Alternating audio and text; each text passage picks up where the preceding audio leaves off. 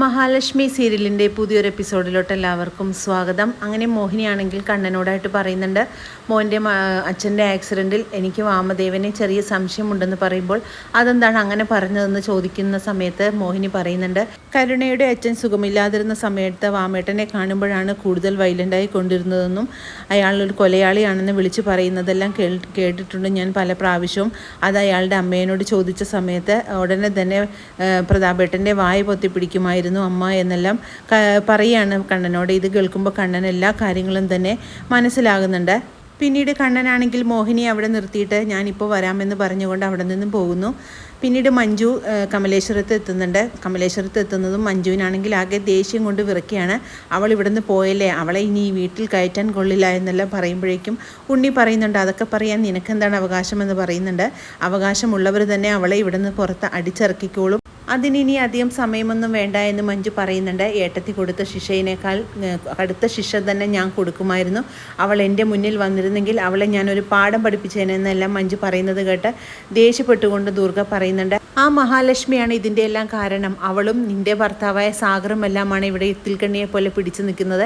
അതുകൊണ്ട് അവരെയെല്ലാം പുറത്താക്കിയാൽ മാത്രമേ ഈ കുടുംബം നന്നാവുള്ളൂ എന്ന് പറയുമ്പോഴേക്കും ഇത്തിൽക്കണ്ണിയായിട്ട് പിടിച്ചു നിൽക്കുന്നത് ആരാണെന്നും ഒന്നും പറയണ്ട, അതിനെല്ലാം ഒരു സമയമായിട്ടുണ്ട്, ഇനി ആരും അങ്ങനെ ജീവിക്കാമെന്ന് വിചാരിക്കേണ്ട എന്നെല്ലാം പറഞ്ഞുകൊണ്ട് മഞ്ജു അവിടെ നിന്ന് പോകുന്ന സമയത്ത് അവൾക്ക് എന്തെങ്കിലും സംഭവിച്ചോ എന്ന് ചോദിക്കുമ്പോൾ നിങ്ങളാരും ആഗ്രഹിച്ചതുപോലെ ഒന്നും സംഭവിച്ചിട്ടില്ല എന്ന് പറഞ്ഞുകൊണ്ട് മഞ്ജു പോവുകയാണ്.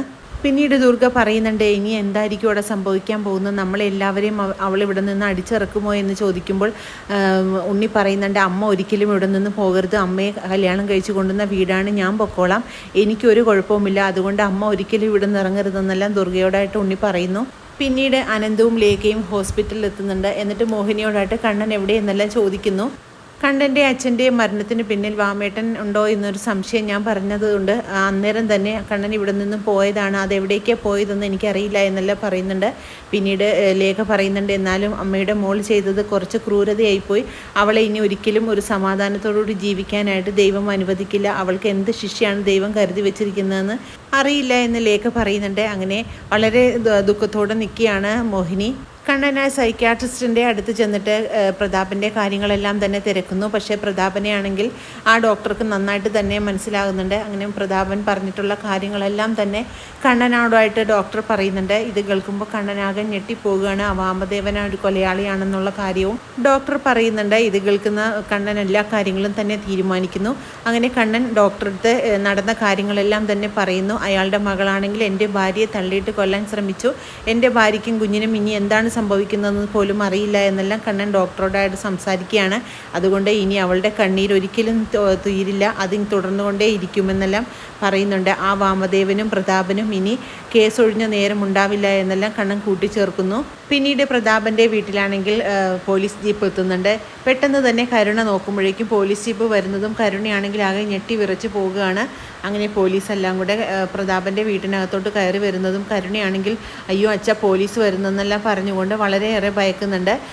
എന്ത് വന്നാലും ജയിലിൽ കിടക്കാൻ തയ്യാറാണെന്ന് പറഞ്ഞ കരുണയുടെ എല്ലാ ധൈര്യവും ചോർന്നു പോകുന്ന ഒരു നിമിഷം തന്നെയാണ് ഉണ്ടായിരിക്കുന്നത്. പോലീസിനെ കണ്ടതും എല്ലാവരും ആകെ ഞെട്ടി വിറയ്ക്കുകയാണ്. അപ്പോഴേക്കും തന്നെ മുത്തശ്ശി പെട്ടെന്ന് തന്നെ കരുണയെ അവിടെ നിന്ന് മാറ്റുകയാണ്.